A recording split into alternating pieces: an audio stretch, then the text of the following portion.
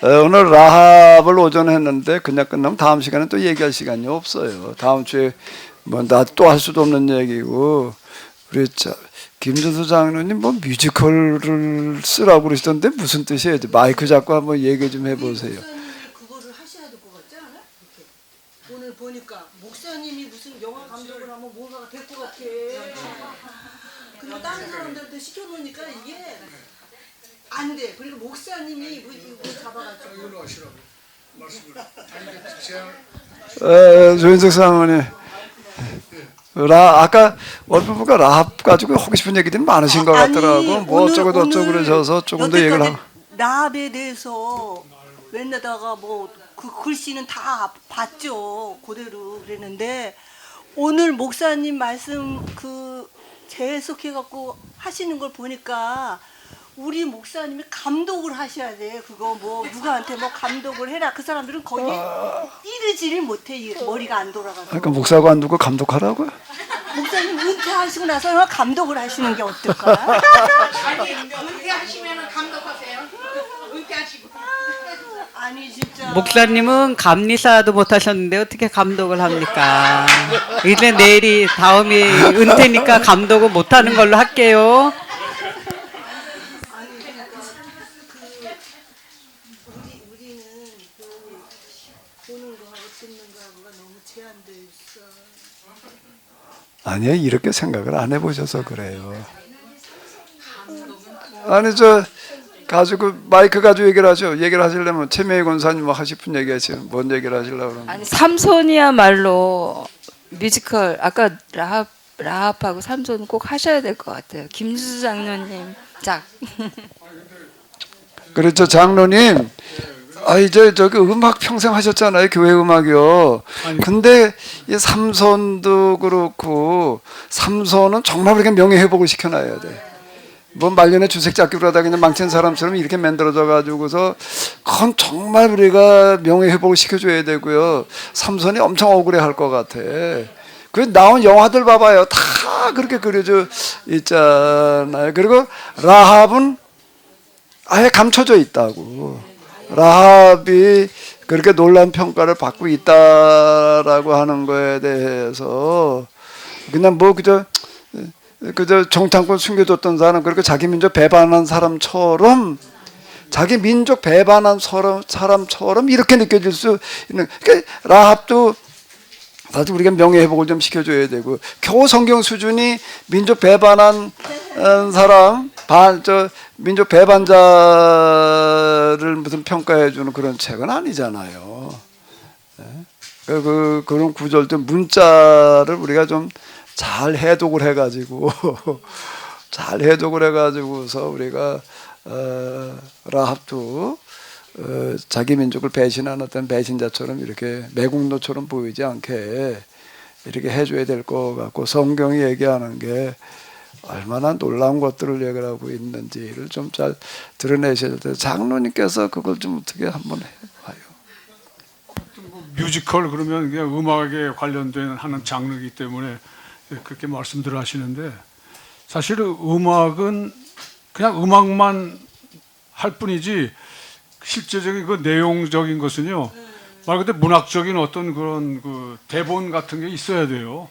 사실 대본이 있어서 쓰는 거지, 음악가가 대본까지 어떻게 음악가가 해요? 그러니까 대본은 여러분들이 쓰셔야 돼요. 그러면 이제 제가 음악은 맡을게요. 어떻게 그냥 대본이 먼저 있어야 돼요. 그래서 예. 근데 말씀 그대로 전에도 지금 찬송가 나온 것도 지금 목사님이 계속 그 가사를 내용을 주시니까 제가 그 가사 내용을 가지고 그 가사의 그 분위기에 맞게 그 멜로디를 이렇게 음악적으로 창작을 하는 건데요. 그게 이제 목사님도 말씀하시지만 그 음악적으로 이게 어떻게 음악적으로 표현하면 좀 더 그 감성적으로 더 이게 뭐라고 할까요? 그 가사 내용이 좀 더 감성적으로 와닿는 거죠. 그러니까 뭐 그냥 이렇게 시로 읊는 것보다 노래로 할 때 더 감성적으로 이게 와닿는 그런 역할을 제 음악이 하는 거예요. 그러니까 실제적인 내용은 그냥 가사에 있습니다. 그 내용의 대본의 내용에 있는 거고요. 그러니까 대본 내용이 중요합니다. 그러니까 유명한 그 뭐 오페라도 그렇고 오라토리오, 특히 이제 뭐 우리 기독교 음악에서 메시아로 가장 최고의 그 핸델의 메시아 그 작품이 나오는데요. 그것도 핸델이 자기가 가사 쓴 거 아니잖아요. 대본이 다른 사람이 쓴 거예요. 그 대본도 물론 성경에 나와 있는 구절들을 이렇게 엮어가지고 이렇게 이어져서 그 내용적으로 이어져가지고 이렇게 갈 수 있도록 이렇게 대본을 쓰는 걸 가지고 이제 핸델이 그걸 작곡을 한 것이지. 그러니까 그걸 확실히 아셔야 돼요. 여러분들 그러니까 덮어놓고 그냥 뮤지컬 써라 나보고 그렇게 말씀하시면 안 됩니다. 앞으로 대본을 가지고 와서 말씀하셔야지. 이상입니다. 저는.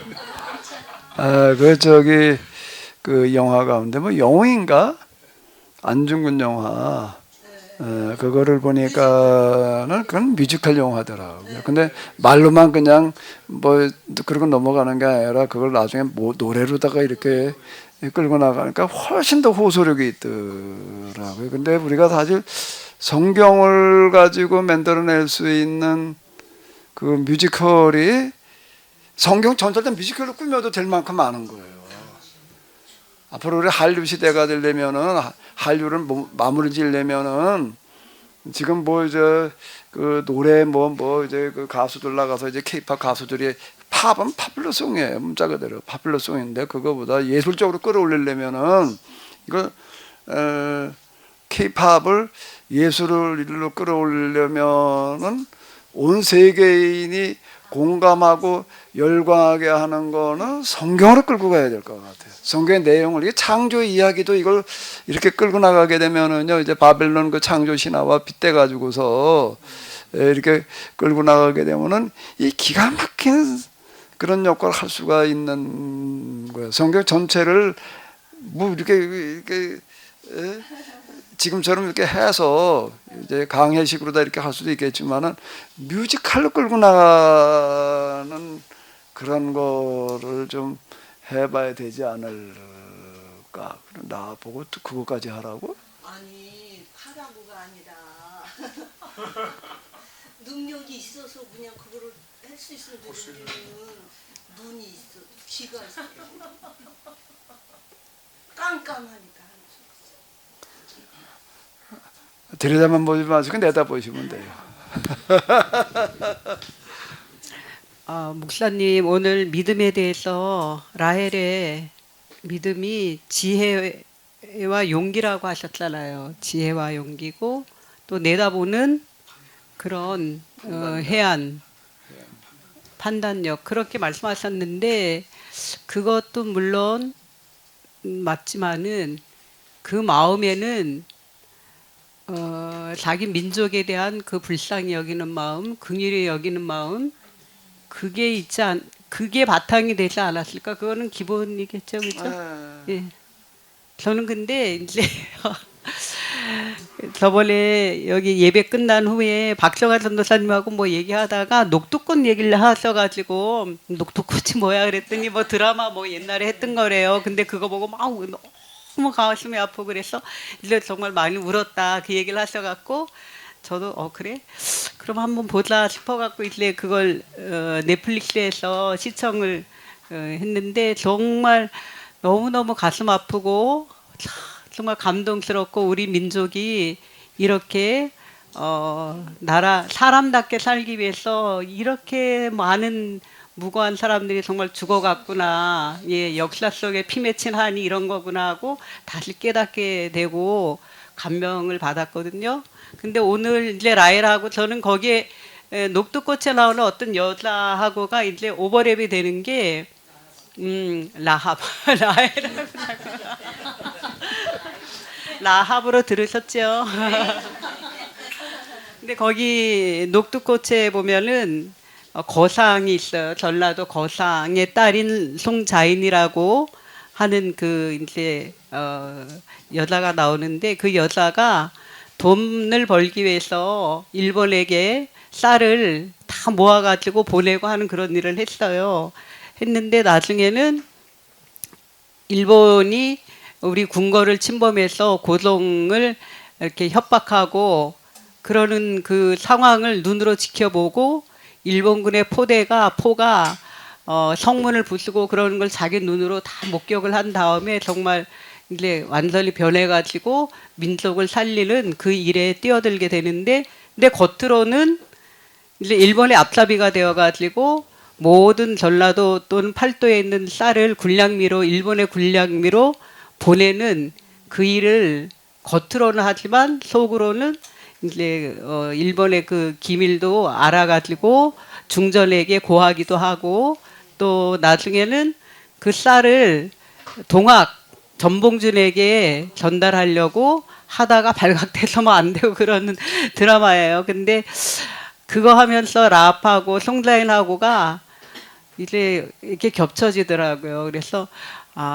그 사람들의 그 마음 속에는 둘 다 상황도 다르고 방법도 물론 다르지만 어쨌든 간에 그 백성들이 그 민족이 압제에 시달리지 않고 사람답게 살게 하고 싶은 그 열망과 그 안타까움이 그 마음에 있으니까 그 마음 속에서 이런 지혜와 용기가 나오는구나. 녹두꽃에도 보면 그 여자가 굉장히 지혜롭고 굉장히 용감하고, 드라마니까 뭐 그러하겠지만은 정말 용감하고 지혜롭고 담대하거든요. 대담하고. 예, 그런 걸 보면서 이런 지혜와 용기가 그냥 나오는 게 아니다. 정말 자기 민족에 대한 사랑에서 이런 게 나오는 거구나 하고 이제 두 사람이 겹쳐서 그렇게 좀 생각을 해봤습니다. 그 지혜 그리고 실천 방식이라고 하는 거는 제가 늘 얘기한 대로 세계 역사 자체를 우리가 그렇게 해석을 할 수가 있는데, 주요 사건들을요, 위대한 정신에는 뭐가 들어있나 하면 그 정신을 실천할 방법도 들어있다는 거예요. 다시요. 위대한 정신에는 뭐가 들어있다고요? 그걸 실천할 수 있는 방법도 이미 그 안에 들어있어요. 딴 데 있는 게 아니라 제가 헤브라이즘과 헬레니즘 얘기하면서도 그런 얘기 많이 하는데, 헬레니즘과 헤브라이즘의 세계를 지배한 이유는 그게 가장 위대한 정신이기 때문에 그러는 거예요. 가장 위대한 정신 문화이기 때문에 그게 이제 그 유럽에서 르네상스로 이제 발돋움을 해가지고 지금 현대라는 이런 시대를 열어가고 이제 그러는 거거든요. 그리고 이게 이 헤브라이즘이라고 하는 거는 또 이제 거기 위대한 정신이 들어있다는 게 유대인을 통해 가지고서 이제 구약 성경의 그 구약법이 헤브라이즘으로 다 이렇게 이제 발돋움하고 이제 그러는데, 고조선을 보게 되면은 그 홍익인간이라고 하는 어떤 그런 위대한 사상이 대동사회를 가능하게 하는 거예요. 대동사회를 열어가는 거거든요. 거기 이렇게 보게 되면 우리가 성경을 통해서 뭐를 만나야 되나 하면 이 세상에서 찾아볼 수 있는, 인류 역사에서 찾아볼 수 있는 가장 위대한 정신 문화를 만나야 되는 거예요. 그러면 그리고 이제 그 위대한 정신 문화가 어떻게 역사 속에서 펼쳐져 갔는가. 근데 이게 펼쳐져 가야 되는데 왜 못 갔는가. 이게 이제 중요한 게 되는 거예요. 그러면 이제 오늘 우리가 뭘 어떻게 해야 되는지가 보이는 거예요. 오늘 우리가 뭘 어떻게 해야 되는지가 보인다라고 하는 거예요. 자, 누가 어쨌든 대본을 써놓으래. 그러면 작곡은 하시겠다니까. 대본을 목사님께서 쓰고 계시잖아요. 지금 계속 해석하시는 게 대본인 것 같은데요, 저는. 내가 뭘 쓰고 있다고? 목사님께서 해석하시는 게 대본 같아요. 그게 그러니까 근거를 해가지고 쓰면 되겠죠. 네, 장로님 먼저 말씀하세요. 결코 이제 이 라합이라고 하는 이 인물을 좀 오늘 초점에 맞췄잖아요. 그 이 인물이 갑자기 이 이스라엘 그 정탐꾼을 만나서 바뀐 건 아니라고 봐요. 그때부터 바꾼 게 아니라 이미 그 마음의 상태 그리고 이분의 인품이라든가 모든 부분에서 많은 그 중에서 아마 그 여리고성에 그 이 기생이 라합밖에 있는 건 아닐 거 아니에요. 여러 기생이 있었을 거 아니에요. 그리고 그러면 이제 뭐 외부에서 오는 사람이라든지 뭐 자체 내 여러 성에 있는 사람이라든지 이제 그런 사람들이 이제 아까 말씀드린 대로 그 유럽에서도 뭐 그런 걸 보지만 좀 이게 돈 많고 권력 있는 사람들은 이런 기생집이 술집이죠. 일종의 술집이나 이제 기생집에 가서 뭐 나름대로 그 쉬면서 같이 정치를 하고 이제 그런 경우가 많이 있습니다. 여러분도 알다시피 프랑스 모든 그 문화가 전부 그 카페 살롱 그 정치를 했어요. 거기서 정치를 하면서 거기서도 음악이 발전되고 거기서 이상하게 모든 예술, 그 음악 저 음식, 음악, 음식 거기에 나오는 게 그다음에 의상, 그다음에 무용, 춤도 거기서 하잖아요. 오페라 같은 거 보면은 그런 춤추는 것도 많이 나오잖아요.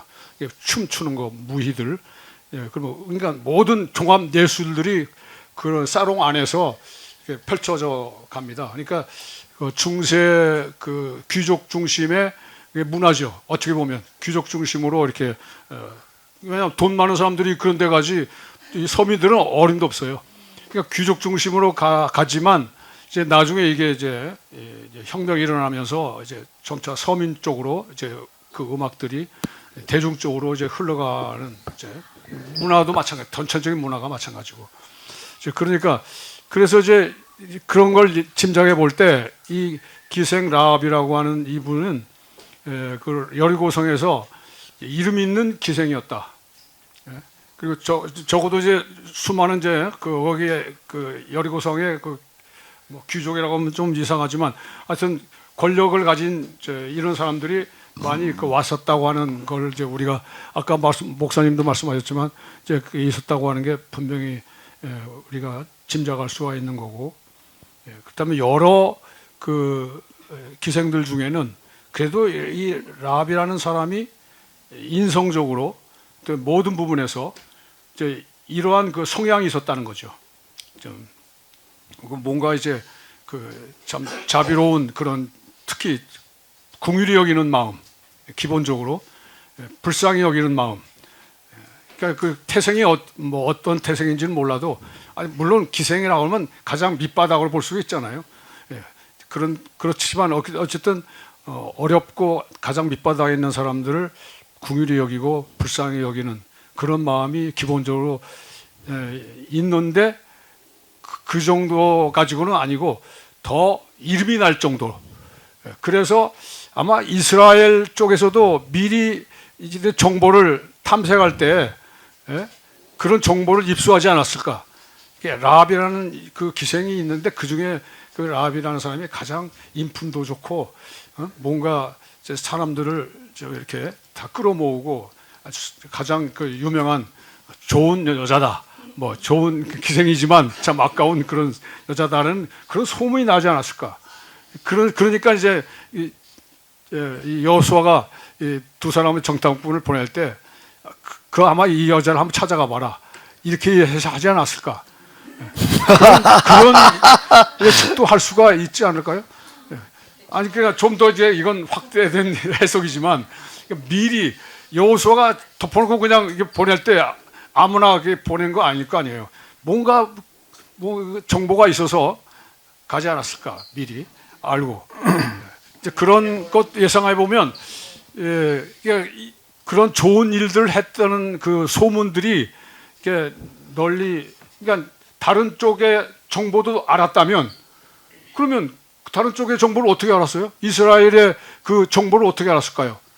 이스라엘에 있던 사람 아니면 그 뭐 다른 근처 다른 민족일지라도 뭐 그 약대 대상들이라든가 이런 사람들이 뭐 왔다 갔다 하면서 들려쓰였을 때 이스라엘에 대한 정보를 줬을 거 아니에요.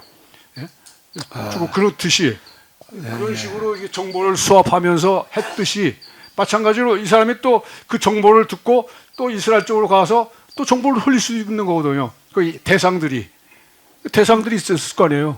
그 요셉 때도 요셉도 왜 팔려간 대상들이 있었잖아요.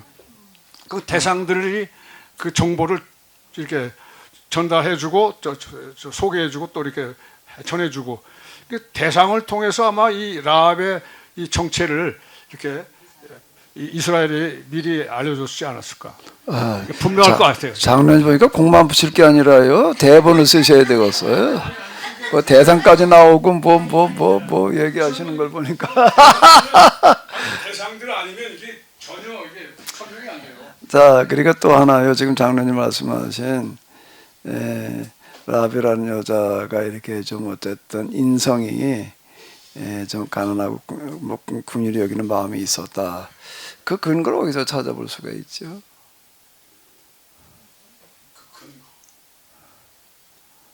근거를 어디서 찾아볼 수가 있을까요? 라합의 아들이 누구예요? 보아스라고요. 보아스인데 맞나?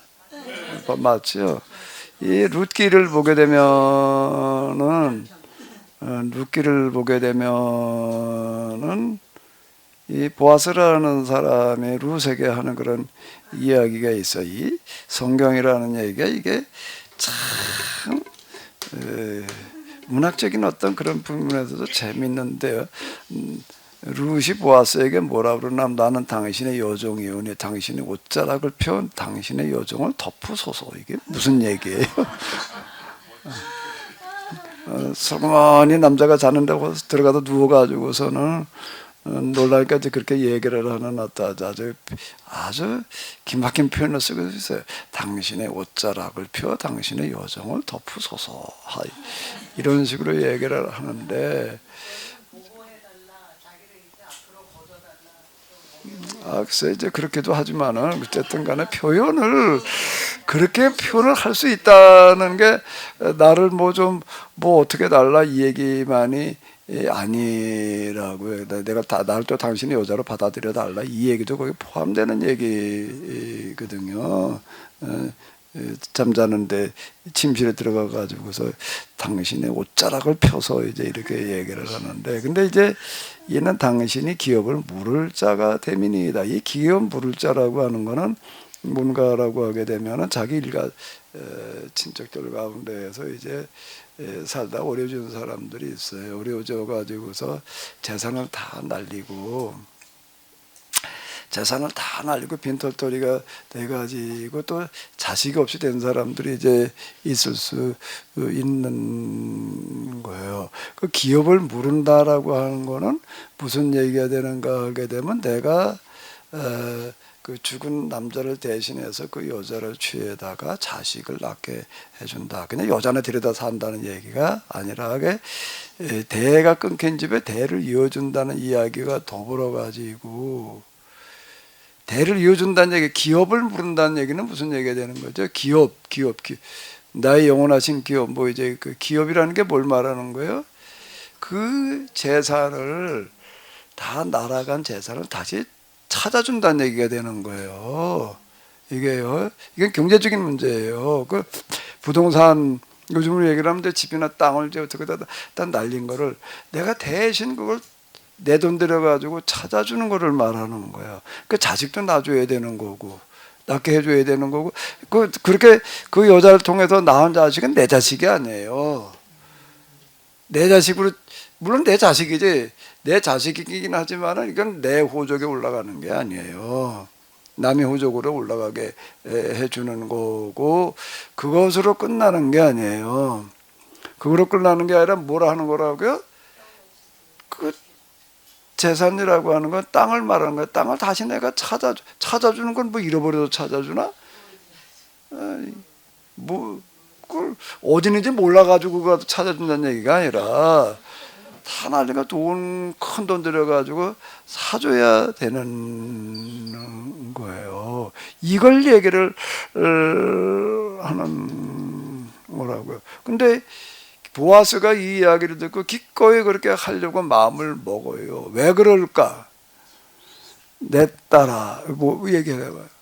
결국 엄마인 라합을 통해서 보고 들은 게 그건 것 같아요. 그것도 그렇지만 내 딸아 여호와께서 내게 복 주시기를 원하노라. 여호와께서 내게 복 주시기를 원하노라라고 이렇게 말을 하는데 이 보아스의 이 룻기도 이거 저 하나 만들만한 게 이거 우리가 이렇게 풀어나가면은 여기도 기가 막힌 내용들이 들어있는 거예요. 근데 대충 그냥 읽고 지나가니까 그러지만 당신의 옷자락을 펴 당신의 여정을 덮어서서 아주 멋있는 표현이야. 진짜 이렇게 표현할 수 있다는 게 이게 정말 놀라운 얘기인데 복 주시기를 원하노라 그래 놓고 나가지고서 끝나는 게 아니에요. 와서는 하나님께 너 복 주시길 바란다. 그거 이렇게 누가 못해 그거 말로 하고 끝나버리면 누구나 다 하는 거지. 근데 그 말에 대해서 책임을 자기가 지는 거예요. 누구한테 복 빌어준다는 거는 쉬운 얘기가 아니에요. 아니 복을 그냥 뭐 말만 빌어주고 끝날 것 같으면 그까지 누가 못해 그거를. 자 민수기에 이렇게 보게 되면 하나님께서 제사장에게 복 빌어주라는 그런 구절이 나오거든요. 그래서 저 목사님들이 예배 시간에 이제 축도를 그거 가지고 하는 데도 있어요.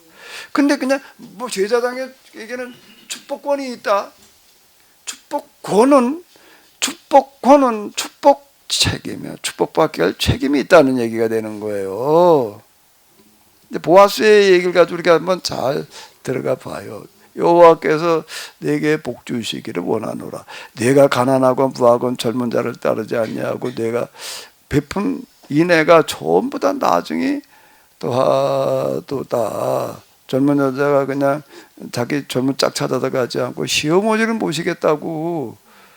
자 그리고 여기까지 쫓아오는 어떤 이런 거 시어머니를 모시러 쫓아오게 되면 그래도 완전 이방인이에요. 유대인들에게 있어도 이방인은 이거 개밥의 도토리예요. 그런데도 불구하고 다 가라 그런데도 그리고 이제 저 동서는 갔잖아요. 그래 따라왔단 말이에요. 그리고 이제 내 딸아 두려워하지 말아라. 내가 내 말대로 네게 다 행하리라. 당신의 기회 이는 당신이 기업을 물을 자가 대변이다. 이걸 기꺼이 하겠다라고 나오는 거예요. 그 왜 그러는가 하게 되면은 왜 그렇다는 거예요? 내가 현숙한 여자인 줄을 나의 성 백성들이 다 아느니라. 그래서 근데 기업 물을 자가 나보다 그것도 서열이 있어요. 그 인적 가까운 사람이 촌수가 가까운 사람이 먼저 우선권이 있는 거거든요. 근데 나보다 더 가까운 촌수 있는 사람이 있다. 그러니까 이거 내 마음대로 결정할 수 있는 게 아니다. 이제 이런다고요. 여기 머물어라. 아침에 그가 기업 물을 자 책임을 네게 이행하면 좋으니 그가 그 기업 물을 자의 책임을 행할 것이라. 만일 그가 그를 행하지 아니한다면 내가 그걸 행하겠다 이렇게 얘기를 하는 거예요. 그 다음 얘기 나오잖아요. 좀 더 가서 이렇게 보게 되고 기업 물을 자 촌수가 가까운 사람이 뭐라고 그러는 거 장로들 앞에 가가지고도 얘기를 하는 거예요.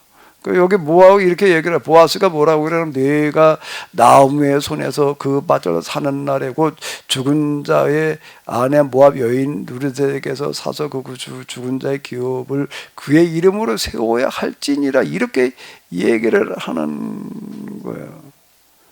그랬더니 그 사람이 뭐라고 그러는 거야? 나는 내 기업에 손해가 있을까 하여 나를 위하여 물으지 못하노니 내가 물을 것을 내가 물러라. 나는 물으지 못하겠다. 이렇게 얘기를 하는 거예요. 이건 큰 돈 들어가야 되는 거예요. 재산 절반 떼줘야 되는 거, 절반 이상을 떼줘야 될 수도 있어요. 이게요. 어쩌면은요. 그러니까 당연히 안 하겠다고. 그걸 누가 하겠다고. 그래, 뭐 신발짝 집어 던지는 얘기가 나와요. 이게 신을 벗으라는 얘기가 이제 그 모세를 향해서도 신을 벗어라.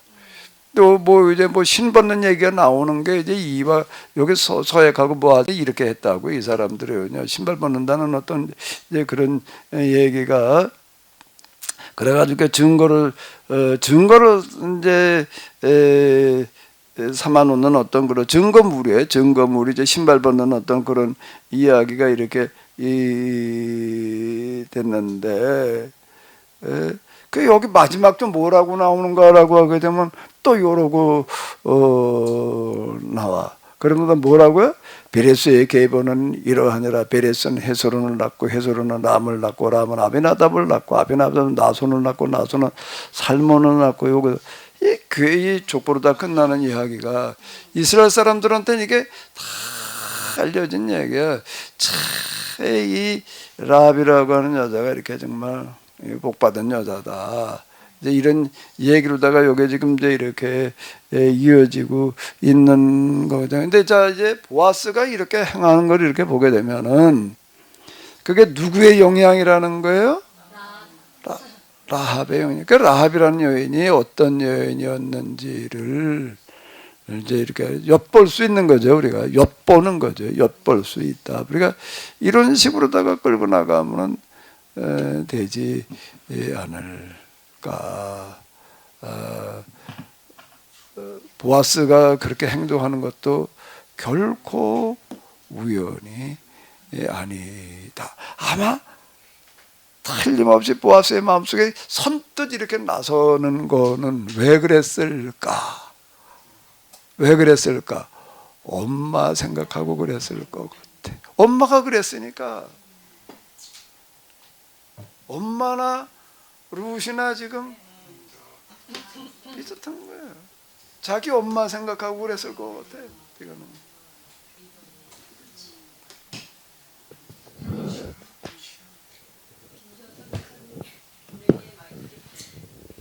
네, 아까 점심 먹고 나서 사모님한테 나눔한 게 있었는데 지금 사모님이 그거를 좀 말했으면 좋겠다고 해서 마이크를 다시 잡았습니다. 제가 집안일 하면서 팟캐스트를 듣는 것들이 몇 개 있거든요. 그 중에서 일생 동안 당신이 읽어야 할 100권의 책이라는 팟캐스트가 있어요. 네, 일당백이라는 그런 팟캐스트가 있는데 이제 진행자가 3명 나오는데 한 분은 이제 서울대 문화인류학과인가 아주 진짜 박식하신 분이 나오시고 두 분은 이제 질문자로 한 분 남자분은 조금 이제 전문가 수준은 아니지만 그래도 이렇게 약간 공부한 것이 있어가지고 이렇게 지성인으로서 고민될 수 있는 그런 질문들을 던지는 분이고요.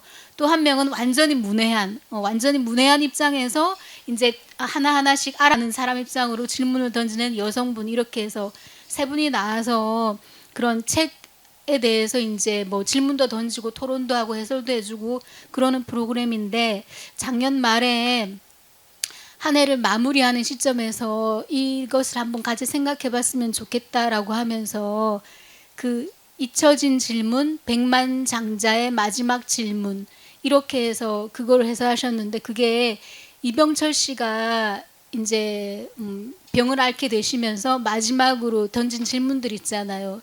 이 세상에 왜 못된 사람들이 잘 되나?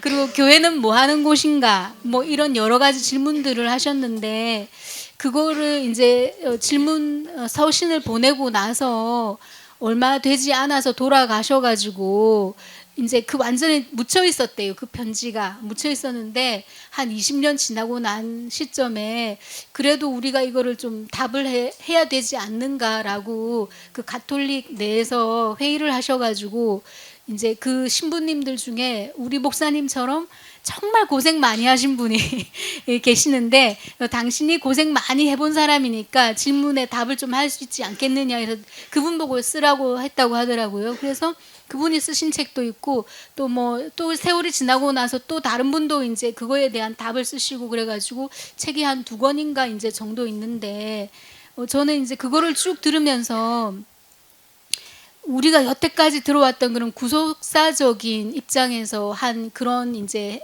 답을 내놓으셨더라고요. 그리고 진짜 또 우리가 이해할 수 없는 것들에 대해서는 결론이 뭐냐면은 우리와 하나님은 차원이 다르기 때문에 이해할 수 없는 분이다. 그걸로 이제 결론이 되면서, 그리고 믿을 수 없기 때문에 믿는 게 믿음 아니냐. 그렇기 때문에 믿음이 필요한 것이다. 이제 막 그렇게 답을 하셨다고 하길래 들으면서 저는 딱 번뜩 드는 생각이 이제 다시 답을 해야 될 때가 왔구나. 이 백만장자의 질문에 다시 답하다라는 그 책을 저희 목사님이 쓰셨으면 얼마나 좋을까. 합의의 길을 쓰시다가 이제 뭐 지성인들이 이해할 만한 그런 수준으로 쓰시다가 회개하시고 아주 쉽게 이제 쓰셨다고 하는데 기독교인 아닌 사람도 읽을 수 있도록. 근데 이 책은 어차피 분류가 종교예요. 종교라서 기독교인 아닌 사람, 기독교인도 뭐 이렇게 쉽게 손이 가지 않을 뿐더러 안 보던 거기 때문에 제가 이렇게 선물을 주면 이거 이상한 거, 사람들이 저는 신뢰하는데 제가 혹시라도 또 이상한 데 빠졌을까 봐 이거 이상한 거 아니지? 그렇게 확인하는 분들도 계셨거든요. 근데 정말 기독교인 아닌 일반인들도 쉽게 이 계약법과 하나님 나라가 이 땅에 임해야 된다는 것을 이해할 수 있는 방법, 접근하는 방법으로 그 백만장자의 질문에 답하는 형식으로 이런 책이 하나 나온다면 얼마나 정말 좋을까, 그런 생각이 번뜩 들었어요. 대본 쓰시기 전에 이 책부터 쓰시면은 정말 좋겠습니다. 백만장자의 질문에 다시 답하다. 저자 김주하.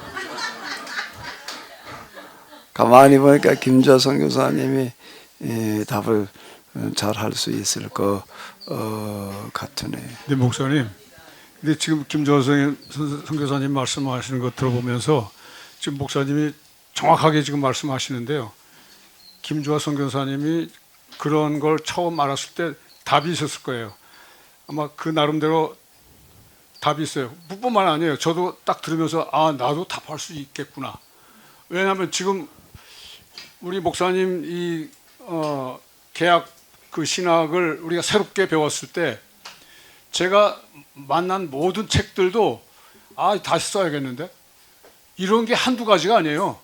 음악은 물론이고.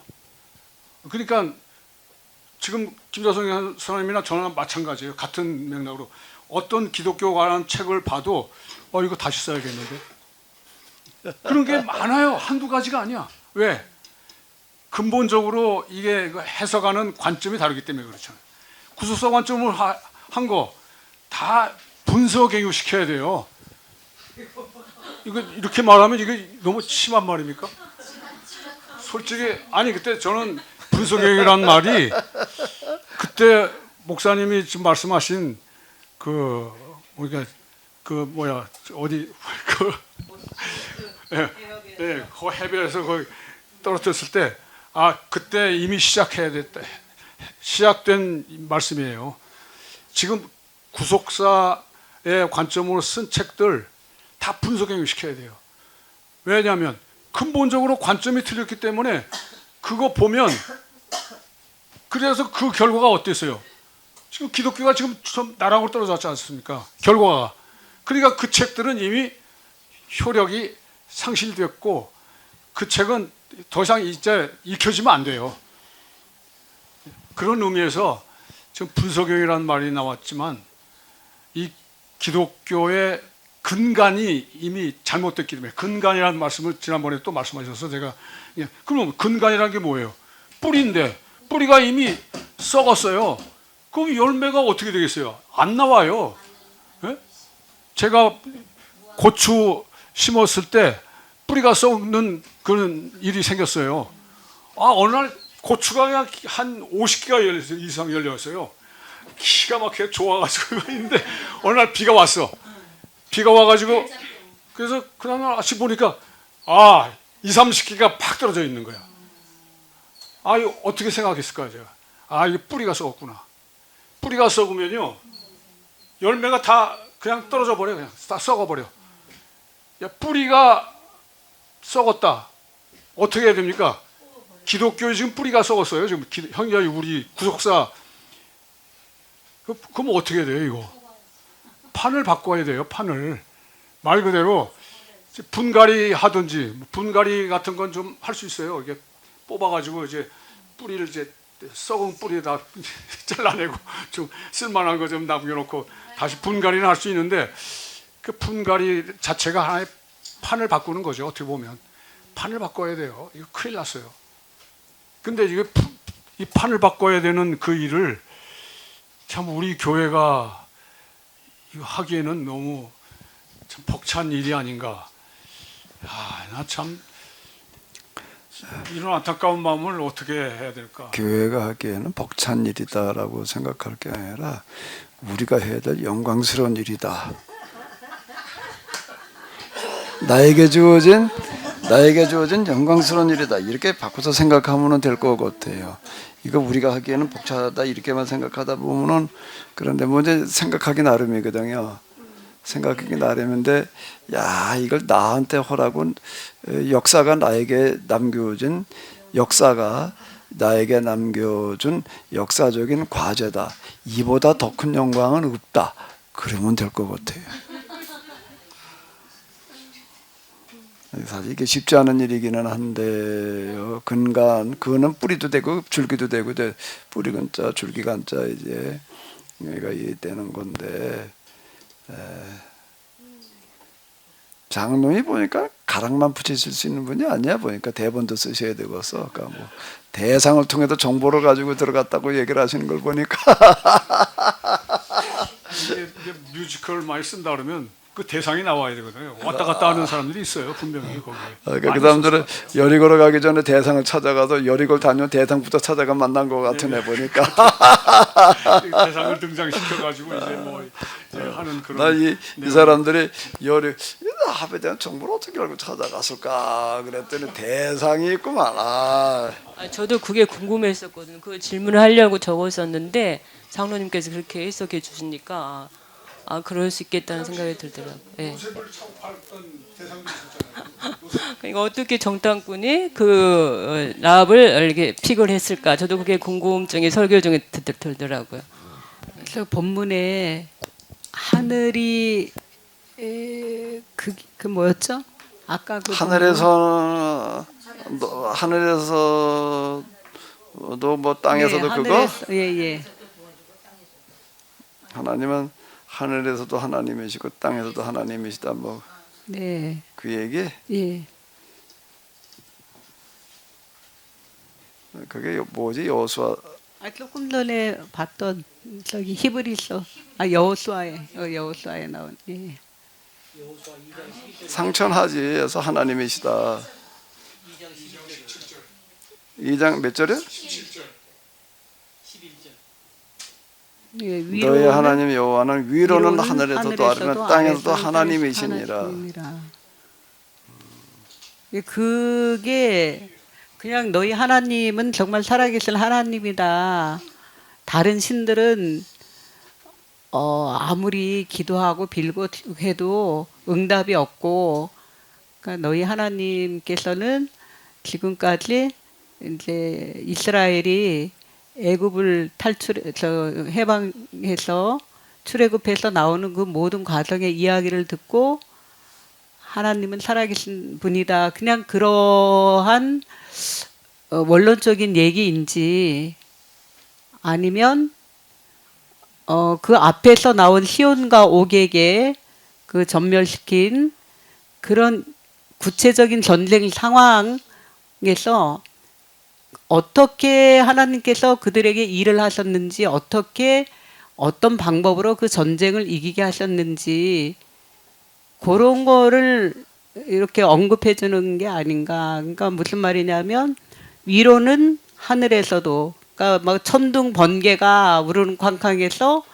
그게 이제 하나님의 작업이고 하나님이 하신 일이고, 땅에서도 하나님이시라고는 땅이 진동하고 뭐 그런 거가 이제 생겨가지고 그 전쟁을 이기게, 이스라엘로 하여금 전쟁을 이기게 하였다는 그런 구체적인 그 전쟁의 사례들에서 하나님이 이런 분이다 그렇게 얘기를 한 건가, 그 생각이 좀 들었거든요. 그 구절에 금방 얘기한 대로 다른 신들은 다 죽은 신인데 여호와만이 정말 살아있는 하나님의 능력이 있다는 식으로 주로 이제 생각을 했던 거예요. 저 같은 경우를 이렇게 돌이켜놓고 보더라도 그래도 세상에 어디에도 여호와 같은 하나님은 없다. 여기까지만 이해를 했던 거예요. 근데 이제 제가 계약법을 만나면서 계약법으로 다시 들어가서 보면서 그건 얘기할 것도 없이 마찬가지면서 더 그거보다 더 다른 쪽에서 만나게 되는 게 어떤 하나님이시지 왜 여호와 같은 하나님이 없으신가 하면은 여호와 같은 참 인문학적인 하나님이 없는 게 인문학이라는 얘기가 뭔 얘기인가라고 하게 되면은 우리가 이런 걸 찾는 어떤 이런 건데요.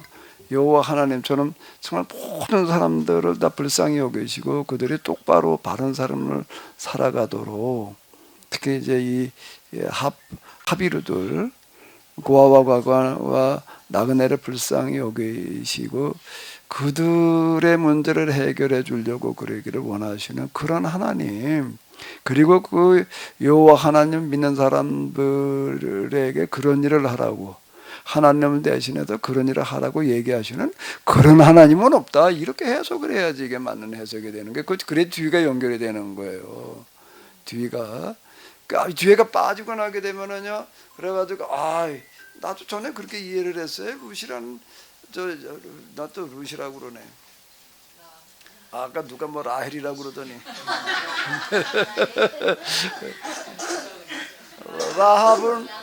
라합이라는 여자에 대해서 이미지가 전에는 어땠는가 하게 되면 하나님 이런 능력의 하나님이야 홍해 바다를 어떻게 하고 뭐 이제 시온과 옥을 갖다가 다 박살내는 그런 하나님 그래가지고 이제 나도 그 하나님 편에 서가지고 그냥 살아남아야지 얘기하는 민족의 반역자 비스르목의 생각을 했던 거예요. 꼭 그렇게 나와 있으니까 나와 우리 집안을 꼭 살려줘란 말이야. 서약해라 이렇게 얘기를 하는 어떤 이런 것들이 그렇게밖에 안 보였던 거예요. 거기까지였어요. 그런데 내가 다시 이렇게 들어가서 이렇게 놓고 보니까 이게 겨우 성경에 그런 수준일까? 성경 그렇게만 해석해 놓고 끝나게 되면 뭐 반역자 되라는 얘기야? 예? 그 이제 시민자 편에 서라는 거야? 그럼 뭐 어떡하라는 거야? 겨우 그거밖에 얘기를 그렇게 해석을 하면 곤란한 얘기가 되는 거예요. 그렇게 해석하면 곤란한 얘기가 되는 거니까 내가 이게 정말 성경을 그렇게 해석을 해버리게 되면 곤란하니. 근데 요즘 우리가 다 그 비스름하게 해석을 해버리고 말잖아. 그러니까 하나님이 이상한 하나님이 돼버리고 말아. 가나안 사람 다 죽여도 이스라엘이나 살라고 그랬단 말이야. 이렇게 얘기를 해버리게 되면 그 뭐예요 그게. 그걸 선택이라고 예정이라고 축복이라고 해버리게 되면은 그러면 하나님은 가나안 사람한테는 저주를 내리는 그런 저주의 하나님이신가? 그건 말이 안 되는 거죠. 성경 하나님 그런 수준으로 만들어놔버리면 그 곤란한 얘기가 되는 거라고요. 그게 다시 해석을 해. 이게 나도 룻이 이렇게 보인 건 오늘 처음이야. 내가 이걸 해나가느라고 이렇게 해석해 나간 거지. 다시 읽다 보니까 이렇게 보이더라고요. 다시 내가 이제 룻을 또 룻이래. 라합입니다. 라합을 가지고 내가 이제 이렇게 미리 생각해 전에부터 라합이 그런 이걸 다시 읽어 보니까 이렇게 보이는 거예요. 이게 지금 나도 이게 내가 이게 오늘 내가 말하면서도요. 내가 그 동안에 이 라합에 대해서 내가 뭐라고 생각을 하고 있었던가 말이야. 뭐 반역자 비스르목에밖에 생각을 못했던 어떤 이런 것들에 대해서 내가 좀 회개하는 마음으로 얘기를 하는 거야. 삼손도 저는 맨날 주색잡기로나 보였지. 그거 뭐 더 보이나 그게요. 그게 이번에 이제 히브리서 덕분에 모두 다시 받는가 하게 되면은 그 르비딤에서의 아말렉과의 전쟁도 그건 내가 그거 들여다보고 생각할 겨를이 없었어요. 다시 읽다 보니까 거짓말처럼 옛날에는 안 보이던 게 왜 그런 게 이제 보이나 몰라. 이렇게 보이는 거에 보여가지고 그냥 그렇게 한 거지. 미리 내가 뭐 다 라합을 이렇게 생각하고 있다가 얘기한 건 아니에요. 라합을 이렇게 생각하고 시간도 없었어요. 그러니까 구속사 입장에서 저희는 이제껏 라합을 이해해왔고 그가 그렇게 선택할 수 있었던 것은 가나안 땅의 우상을 포기하고 버리고 하나님이 참 능력이시니까 하나님을 선택했다. 그래서 그 믿음을 보고 그렇게 이제 예수님의 후손이 됐다. 예수님의 그 조상 중에 한 사람이 됐다. 저희는 그렇게 알고 있었거든요. 근데 이제 그 정도 수준으로 생각을 하던 거예요. 이제 그 정도 수준으로 생각을 하던 건데 이제 그게 아니더라 말이야. 그게 아니더라. 그 이제 나와 우리 가족들을 다 이제 살려내라라고 하는 그런 얘기도 우리도 그 거룩한 대회에 꼭 참석하게 해달라. 이 얘기라고요. 전후 좌우의 문맥이 그래야지 맞는 얘기가 되는 거예요. 이게요. 그 정탐꾼도 그렇고 여호수아도 그렇고 이런 사람은 꼭 살려내야 되는 거예요. 왜죠? 정작 도와줬기 때문만이 아닌 거예요. 이런 사람들을 찾으러 오는 거예요. 그런 사람들 갖다 그런 대화에 같이 합력해 해야 되는 거죠. 그렇죠? 그래야 되는 거죠. 우리를 도와줬으니까 뭐 그냥 살려줘. 그러니까 우리가 가서 겨우 그거나 한다. 그 성경 그 수준은 아닐 거 아니에요. 실제로 이제 여리고성이 무너졌다고 하는 그것을 우리가 흔히 이제 정복에 의한 어떤 폭력적인 어떤 그런 걸로 해서 수많은 그 여리고성에 있는 사람들도 다 뭐 진멸했다 이렇게 또 보면 또 이상한 거 아니에요? 그렇게 해석. 이상한 게 아닌 게 아니라 이상하기만 한 거지. 그렇죠. 이상. 그러니까 그걸 이제 진멸해서 다 죽였다 이렇게 해석하거든요. 또. 그럼 완전 저 폭력자인 거야. 하나님이 그렇게 얘기를 해버리게 되면은요. 그래서 제가 처음에 의문 가졌던 게 바로 그거예요. 예. 이게 성경에 나와 있는 문자적으로 해석을 하다 보니까 그럼 여리고성을 이렇게 멸망시켜 가지고 그냥 거기 안에 있던 사람들 다 죽였다 이렇게 그렇게 말씀을 들었고 또 그렇게 보이고. 자, 그럼 또 하나 그걸 이제 말씀을 또 자, 확실하게 말씀해 주셔야 돼요. 이스라엘 사람들이 이제 여리고성을 한 바퀴씩 돌아요. 일주일을 두고. 그 동안에 라합은 뭘 하고 있었을까? 그냥 술장산 하고 있었을까?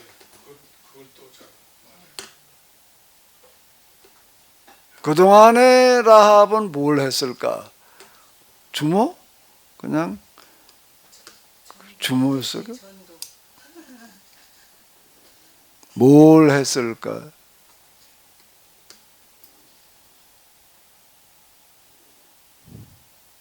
장로님 대본을 쓰셔야죠. 대본 좀 생각해야겠네요. 이거 영화를 만든다 그러면은 영화를 만든다 그럴 때 이제 그 우리가 그려내던 하이라이트 중에는 이스라엘 사람들 도우는 그런 것과 더불어 가지고 여리고 사람들의 반응이 중요한 거예요. 거기를 딱 들춰내놔야 되는 거거든요. 여리고 사람들이 이스라엘 사람들이 와가지고 하루 한 바퀴씩 하루가 안에 일주일을 돌고 있을 때 어떤 반응들을 보이다가 결국에 가가지고서 이제 이렇게 여리고 체제가 무너지는가라고 하는 거를 실감나게 그려나가야 될 터인데 녹두꽃 그런 거 그려놓은 거 보면 그 작가도 그렇고 연기한 사람들도 그렇고 대단하더라고요. 그거 실감나게 그걸 재현을 해 놓잖아요. 실감나게 딱 이제 재현을 해야 될 터인데 일곱 바퀴 도는 사람들의 이제 모습도 이제 실감나게 재현을 시켜놓고 거기 두고 등장 인물들은 좀 이제 만들어내야 되겠지. 그래도 반응도 그리고 이제 안에서 일어나는 일들도 그려나가야 될 텐데 라합 뭘 했을까요? 일주일 동안 뭘 하고 있었을까요?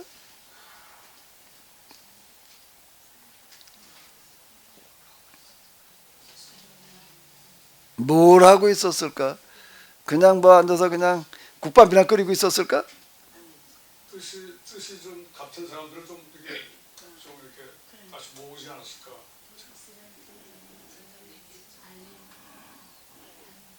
뜻을 같이 하는 사람들. 어제 김주아 선교사님이라면 뭘 하고 있었겠어 그 동안에? 국밥이나 그냥 더 맛있게 끓였을까? 이게 마지막 기회니까 저 사람들의 모습을 보라고 하면서 어떻게 사는지 보라고 하면서 주변의 사람들에게 아까 조인숙 사모님이 전도라고 하셨는데 설득했을 것 같아요. 동참하라고 설득. 여론 주도 여론을 만들어 나가는 거예요. 왜? 그게 옳으니까. 여론을 이끌어 나가는 역할. 여기가 이제 하이라이트로 다 그려내야 되는 거예요. 어떻게 그 사람들 하나하나에게 접근해 가야 될지. 여리고 내에서는 분명히 찬반이 일어났을 거예요. 찬반이 일어나다가 결국은 여리고성이 무너졌다는 얘기는 어느 쪽에 결국 이겼다는 얘기가 되는 거죠. 어느 쪽 여론이 우세했다는 얘기가 되는 거예요. 결국은 라합과 같은 그런 쪽에 여론이 우세해져서 그 체제가 붕괴했다. 이제 이런 얘기가 이렇게 그러니까 여기를 잘 그려내야지 영화가 됐든 뭐가 됐든지 간에 될 거 같아. 안에 당연히 뭔가 가만히 있지는 않았을 거 아니에요. 그냥 좀 문 잠가놓고 잠자고 있지는 않았다고요.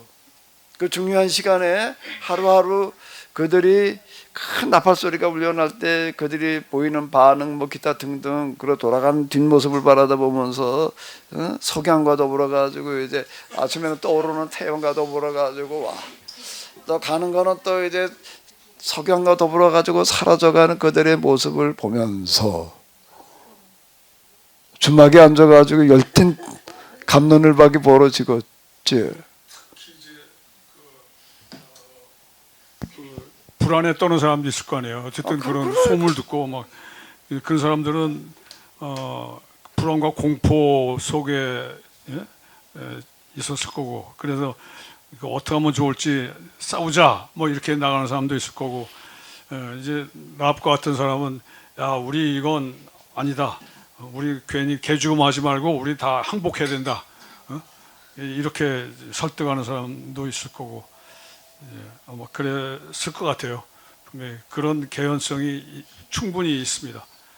그러니까 그걸로 대본을 써야 그 내용을 중심으로 핵심으로. 대본